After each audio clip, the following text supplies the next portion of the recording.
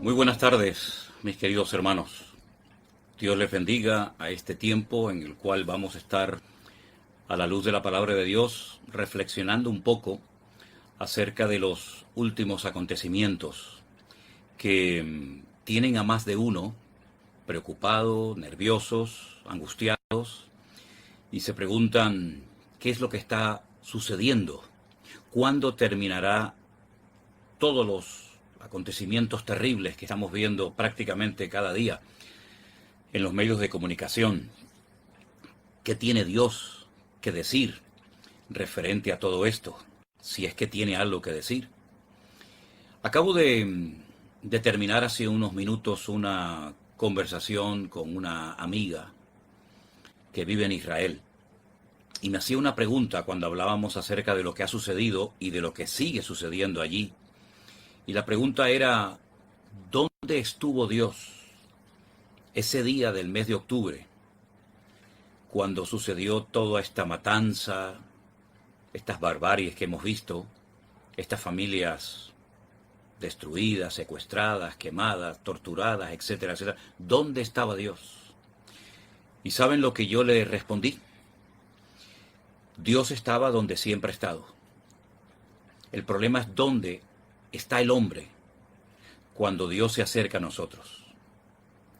Hay muchos versículos que podríamos leer ante todo esto que está ocurriendo, pero se me viene a la mente ese texto cuando el Señor le dice a su pueblo: por cuanto llamé y no respondisteis o no quisisteis responderme, el día que ustedes me llamen, yo no responderé, porque extendí todo el tiempo mis manos, mi oferta, mi amor, mi presencia a un pueblo duro de cerviz, a un pueblo rebelde. Pero no vamos a centrar todo esto siempre en el pueblo de Israel, sino en cada uno de nosotros, en las naciones de la tierra, en el ser humano. ¿Dónde está el hombre cuando Dios llama? ¿Dónde está el hombre? ¿Cómo responde al llamado de amor de parte de nuestro Dios? Porque yo siempre he dicho que es muy fácil echarle siempre la culpa a Dios de todas las tragedias y de todos los males de la humanidad. Pero sin embargo, muchos de los que se acuerdan ahora de Dios, diciéndole: ¿dónde estabas? ¿Por qué no nos ayudaste? ¿Por qué nos abandonaste? Muchos de esas personas, pues nunca quisieron saber nada de Dios. Me acuerdo las palabras del doctor Billy Graham cuando dijo en una ocasión, cuando pasó lo de las Torres Gemelas: sacasteis a Dios de las escuelas, de las universidades, prohibisteis incluso predicar y hablar de Él en las calles, en algunos estados, y ahora que nos ha sobrevenido estas catástrofes, estas tragedias, ahora os acordáis de Él y le reclaman a Dios: ¿por qué no nos ayudaste? Pero se olvidan de que lo sacasteis, permítame la expresión, a patadas de muchos lugares, diciéndole: no te queremos, queremos vivir a nuestra manera y a nuestro aire. Ya esto no es nada nuevo, no nos tiene que sorprender esta actitud, porque ya en Romanos capítulo 1 se dice, o se nos dice, que como no tuvisteis presente a Dios, Él os entregará a lo que en el fondo cada uno de ustedes quiere hacer. Cada uno quiere vivir una vida de desorden, una vida lejos de Dios, una vida, una falta de obediencia, de disciplina, de temor de Dios. Muy bien, pues si no me quieren, yo me lavo las manos y allá ustedes, que para eso presumen de ser libres y de ser mayorcitos. Y entonces ahí entra el buenismo, la tolerancia, la solidaridad con ciertas y determinadas personas o colectivos. Y después, cuando esos colectivos o esas personas a las cuales se les quiso ayudar para que cambiaran de vida, para que fueran como nosotros, resulta que todo eso se vuelve en contra. Por ejemplo, no sé si muchos de ustedes saben que muchas de las personas que trabajaban, que venían cada día de la franja de Gaza a trabajar a los kibutzim, resulta de que fueron los primeros que le dijeron a los terroristas de Hamás dónde vivía la gente, cuántas personas había en cada casa, incluso si tenían perro o no.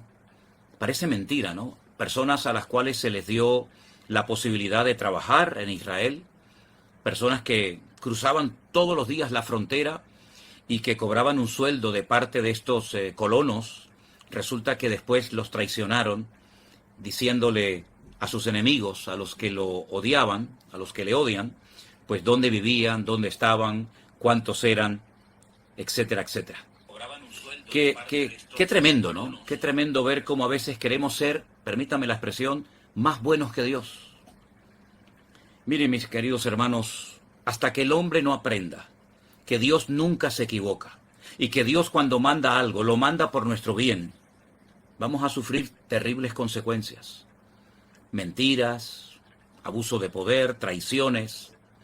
Y mucha gente se está dando cuenta de que el único en el cual podemos fiar, de hecho Proverbios, el libro de Proverbios dice, fíate de Dios de todo tu corazón y no te apoyes en tu propia prudencia. Reconócelo en todos tus caminos y Él enderezará tus veredas.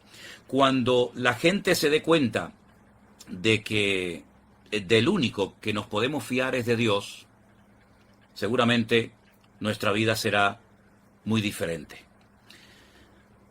La gente se pregunta, ¿y todo esto cómo va a terminar? ¿Cuándo va a terminar? Bueno, nadie lo sabe exactamente.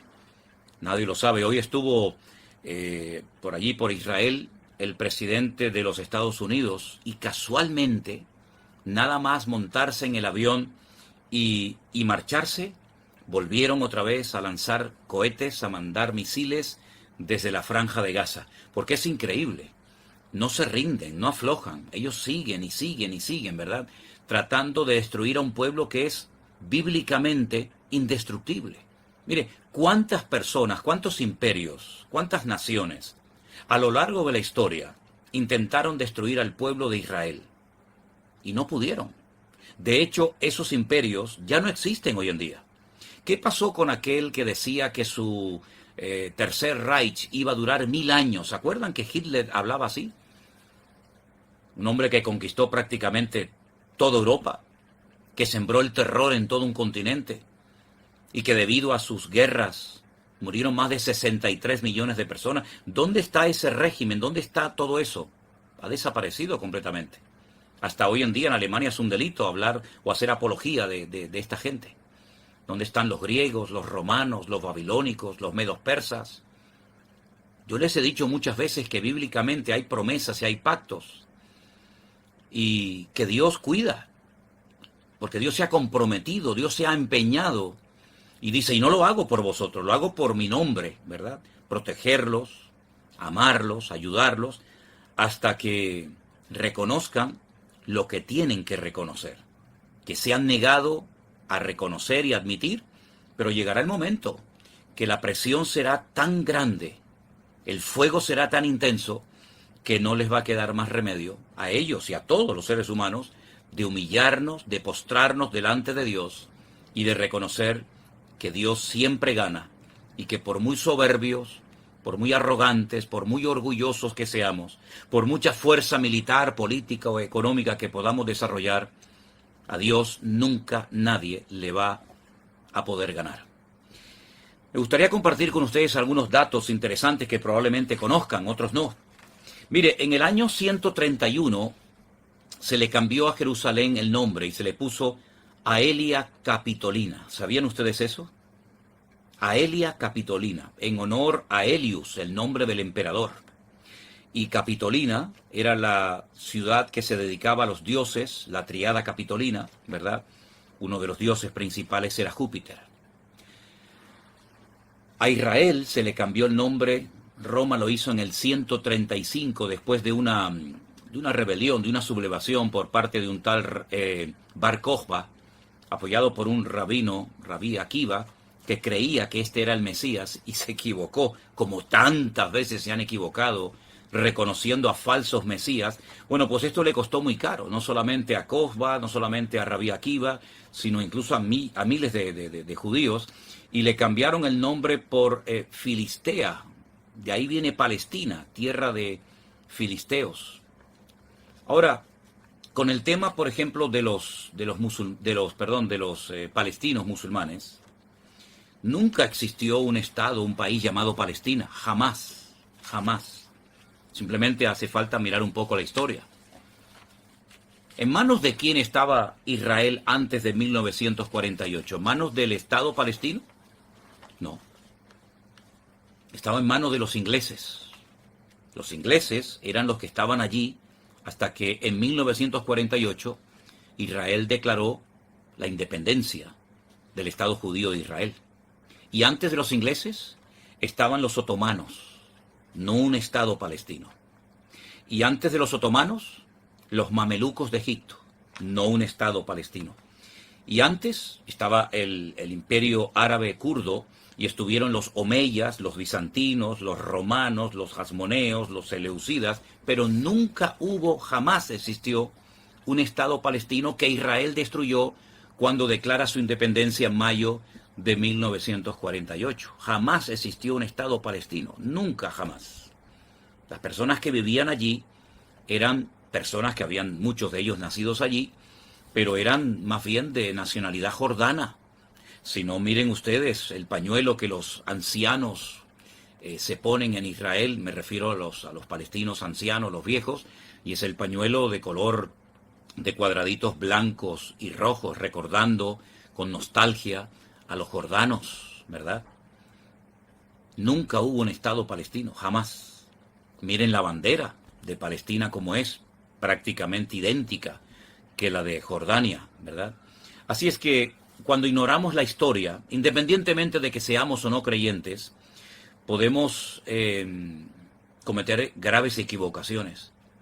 Ahora, no cabe la menor duda, y todo el mundo lo sabe, que yo creo que el pueblo más perseguido a lo largo de la historia de la humanidad, sin lugar a dudas, fue el pueblo de Israel. Yo creo que no ha habido otro pueblo más perseguido y que sigue estando en pie como el pueblo de Israel, porque ha habido, la verdad, muchos pueblos que fueron perseguidos, fueron masacrados y desaparecieron. Pero es que el pueblo de Israel, desde hace más de 3000 años, no para de sufrir persecuciones, guerras, ataques de todo tipo, pero siguen estando ahí y seguirán estando ahí. Porque mire, si alguien es capaz de destruir al pueblo de Israel, Dios va a quedar como un mentiroso y nada más lejos de la realidad. Pero si el Estado de Israel, el pueblo de Israel sigue estando ahí, quiere decir de que Dios cumple su palabra y de que ese pueblo, igual que Dios, es totalmente indestructible. Eso no significa de que no va a pasar por luchas, por pruebas, por dificultades, por guerras, y permítanme decirles algo, Si ustedes quieren documentarse, lean, por ejemplo, los capítulos 38 y 39 del libro del profeta Ezequiel, y aún cosas peores vendrán, y se va a cumplir la palabra. Porque si de algo nos sirve todo esto, es para darnos cuenta de que la palabra profética se está cumpliendo de una forma tremenda. Y esto no ha hecho más que empezar. Ahora, permítame leerles unas palabras que muchos de nosotros hemos oído en otras ocasiones y dicen así. Cuando Jesús salió del templo y se iba, porque en la época de Cristo el templo de Jerusalén estaba funcionando perfectamente, sus discípulos se le acercaron para mostrarle los edificios del templo. Y Jesús les dijo, ¿veis todo esto? De cierto os digo que no quedará aquí piedra sobre piedra que no sea derribada. Estando él sentado entonces en el monte de los olivos, sus discípulos se le acercaron aparte y le dijeron, dinos, ¿cuándo? ¿Cuándo serán estas cosas? ¿Y qué señal habrá de tu venida y del fin del siglo? A continuación, en Mateo 24 hay una lista enorme de señales, de información, para que ellos las tuvieran presentes, y también nosotros hoy en día, porque esta es una profecía que tiene, por así decirlo, doble cumplimiento. Hay algunas cosas que ya se cumplieron, como por ejemplo la destrucción del templo de Jerusalén en el año 70 después de Cristo por las legiones romanas, y otras cosas que se van a cumplir en breve. Jesús dijo, mirad que nadie os engañe, porque vendrán muchos en mi nombre diciendo, yo soy el Mesías, el Cristo. Y a muchos engañarán. ¿Cuántos falsos mesías han engañado al pueblo de Israel? Les acabo de mencionar uno, Bar Kokhba. Léanlo, por ejemplo, en Google. Busquen en Google Bar Kokhba, que fue apoyado por uno de los rabinos más famosos de su época, Rabí Akiva, que terminó muriendo torturado por los soldados romanos. Fue un falso mesías, no fue el verdadero mesías, y hay otros falsos mesías que vinieron haciéndole creer a las multitudes, al pueblo de Israel, que ellos eran el Mesías, y se equivocaron y produjeron auténticos desastres. Dicen algunos judíos que Jesucristo, causó mucho dolor al pueblo de Israel, pues los falsos mesías que vinieron no le causaron ningún favor, nada positivo al pueblo, dicho sea de paso. Jesús sigue diciendo, oiréis de guerras y de rumores de guerras. Mirad que no os turbéis, porque todo esto es necesario que acontezca, pero aún no es el fin. Se levantará nación contra nación y reino contra reino. Y habrán pestes, hambres, terremotos en diferentes lugares, y todo esto será principio de dolores. Entonces os entregarán a tribulación y os matarán, y seréis aborrecidos de todas las gentes por causa de mi nombre. Muchos tropezarán entonces y se entregarán unos a otros, y unos a otros se aborrecerán. Y muchos falsos profetas se levantarán y engañarán a muchos. Y escuche bien esto. Y por haberse multiplicado la maldad, el amor de muchos se enfriará. Mas el que persevere hasta el fin, éste será salvo. La maldad se va a multiplicar. No sabemos por cuánto, pero lo que está bien claro, que la maldad no está menguando, sino más bien todo lo contrario. Las atrocidades, el pecado, el desorden, la corrupción, la inmoralidad, la idolatría, etcétera, etcétera, etcétera, se ha multiplicado de una forma tremenda. Personas incluso que se llaman creyentes están practicando pecados que están claramente prohibidos en la palabra de Dios. Total, como dicen, Dios es bueno, Dios tiene que permitir nuestra lujuria, nuestra soberbia, nuestro desorden, etcétera, etcétera. Por otra parte, la misericordia de Dios, yo creo que ha sido evidente y clara, que Dios ha tenido mucha misericordia y mucha paciencia con la humanidad y también, por supuesto, con el pueblo de Israel. Pero eso no significa de que podemos seguir abusando y llevando una vida loca, una vida desordenada, de desenfreno, y no pasa nada. Porque como algunos siempre están diciendo que Dios es amor, parece que con la excusa de que Dios es amor, Dios tiene que ser tolerante y permitir todo lo que desde nuestro punto de vista a nosotros nos agrada. Y se equivocan rotundamente. Dios dijo en muchas ocasiones de la historia, basta. ¿Quién no recuerda el diluvio? ¿Quién fue el que produjo el diluvio, hermanos? ¿Quién fue el que mandó el diluvio? Claro, le dio oportunidades a las personas de arrepentirse, de prepararse. Los que lo hicieron se salvaron. Miren, por ejemplo, a Noé y a su familia. Le creyeron a Dios, se prepararon, vino el diluvio y se salvaron. Los que se burlaron, los que desperdiciaron la oportunidad, todos perecieron. Pero el que mandó el diluvio fue Dios. ¿Y quién fue el que destruyó las ciudades de Sodoma y Gomorra? ¿Los propios habitantes que allí vivían? No. Fue Dios el que le advierte a Lot, le habla a Abraham, voy a destruir Sodoma y Gomorra, saca a su siervo de allí, y las ciudades de Sodoma y Gomorra fueron destruidas. Y así podríamos enumerar tantas cosas donde Dios dijo, basta, porque es verdad, y lo he dicho muchas veces, Dios es amor, Dios es misericordia, pero también es un Dios justo, que ha puesto unas normas, que ha puesto unas reglas, y cada vez que las quebrantamos, presumiendo de que somos libres y podemos hacer lo que nos da la gana, pues, tarde o temprano, sufrimos las consecuencias de haber quebrantado la palabra de Dios, sus mandamientos, y de pensar en lo más profundo de nuestros corazones, en nuestra ceguera, en nuestra ignorancia, que no nos iba a pasar absolutamente nada. Por eso Dios está hablando. El que tiene oídos para oír, oiga lo que Dios está hablando y mostrando a las naciones de la tierra. Porque hoy hablamos de Israel, hoy estamos hablando de la Franja de Gaza, de los palestinos. Pero cuidado, la Biblia nos advierte muy claramente en diferentes pasajes que vendrá una prueba tremenda a todas las naciones de la tierra. Europa no está exenta, ni América, ni ninguna nación de la tierra, porque no hay ni una sola nación, no hay ni un solo habitante sobre la faz de la tierra que pueda presumir de ser justo, de ser bueno, de no haber pecado, de no haber ofendido a Dios, ni uno. Y la tierra va a ser sacudida de una forma tremenda, como se golpean a veces los olivos para que caigan las aceitunas y posteriormente hacer el aceite, ¿no?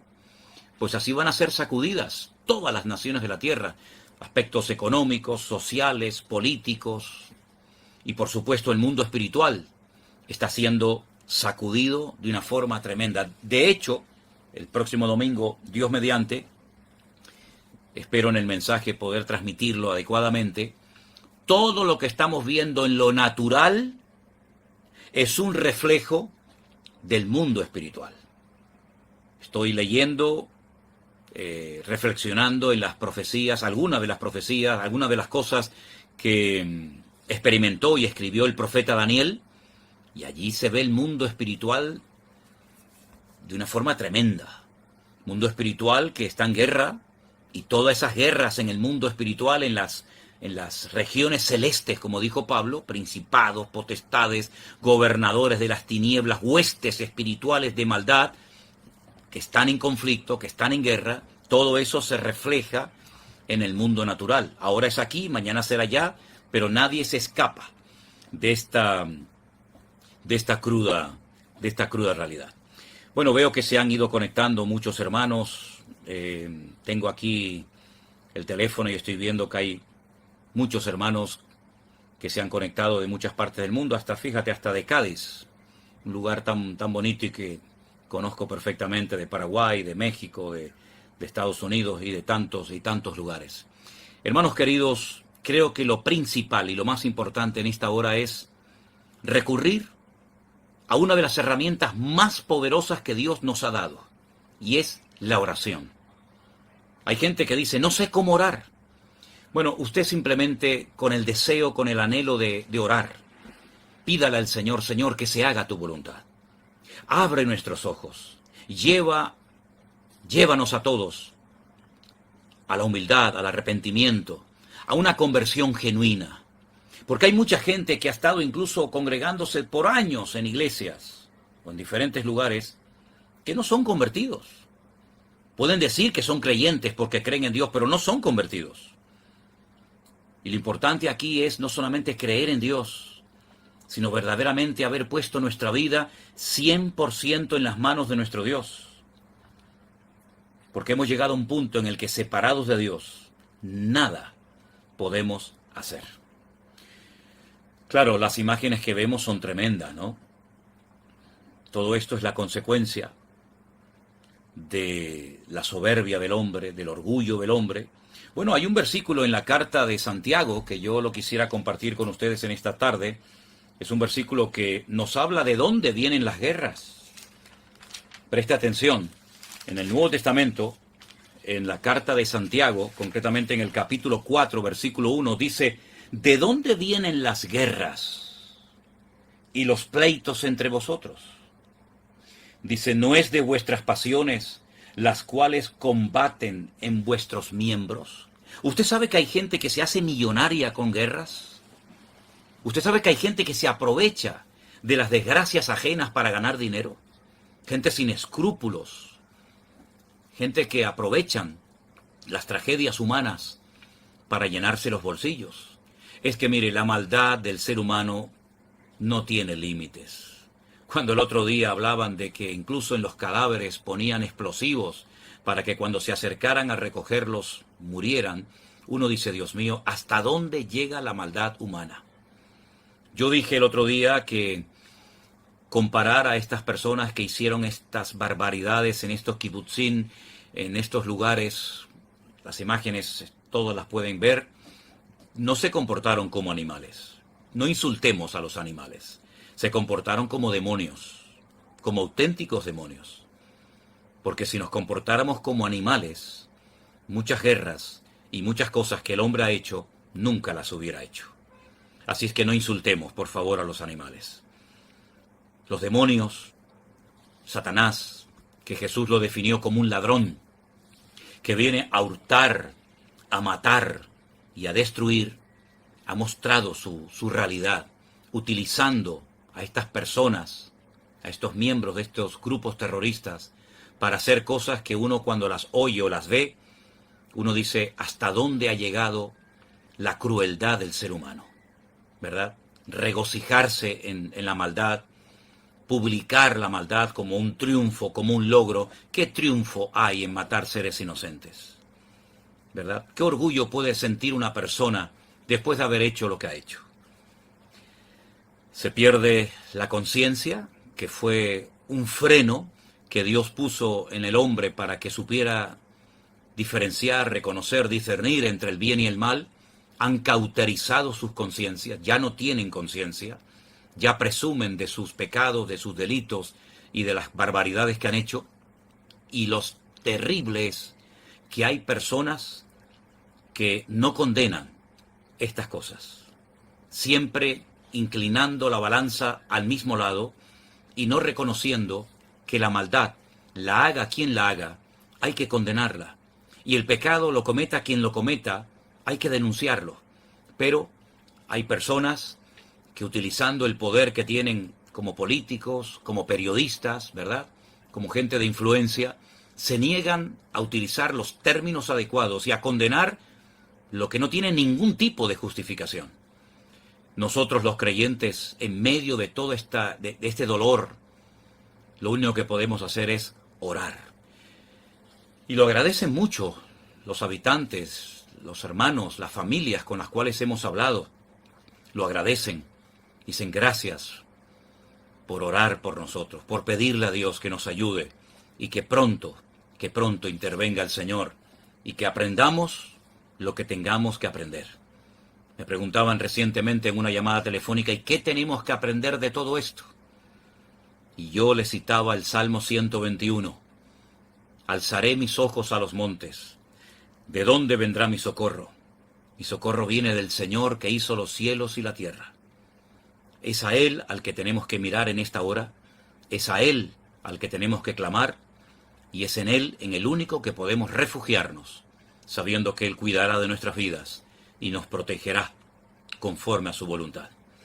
Bueno, quiero dar las gracias a todos los que se han ido conectando a lo largo de la retransmisión. Quiero dar las gracias a todas las personas que están ahí.